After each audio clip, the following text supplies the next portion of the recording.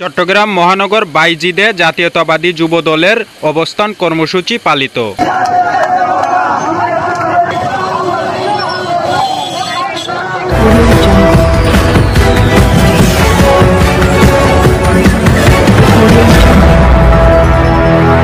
ছাত্র জনতার উপর গুলি চালিয়ে গণহত্যার দায়ে সাবেক প্রধানমন্ত্রী শেখ হাসিনা সহ তার সহযোগীদের বিচারের দাবিতে চট্টগ্রাম মহানগর বাইজিদ বুস্তামি থানাধীন এলাকায় অবস্থান কর্মসূচি পালন করেছেন বাংলাদেশ জাতীয়তাবাদী যুবদল চট্টগ্রাম মহানগর।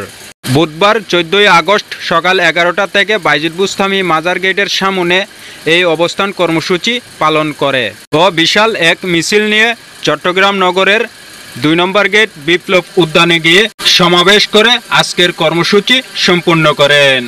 এ সময় উপস্থিত ছিলেন চট্টগ্রাম মহানগর যুবদলের সাধারণ সম্পাদক মোহাম্মদ সাইদ, চট্টগ্রাম মহানগর যুবদলের যুগ্ম সাধারণ সম্পাদক জাফর আহমেদ খোকন, চট্টগ্রাম মহানগর যুবদলের সহ সভাপতি মোহাম্মদ জাহাঙ্গীর আলম, বাইজিদ বুস্তামি যুবদলের আহ্বায়ক অরূপ বড়ুয়া, বাইজিদ থানা স্বেচ্ছাসেবক দলের সিনিয়র আহ্বায়ক মোহাম্মদ পারভেজ আহমেদ সহ আরও অনেকেই।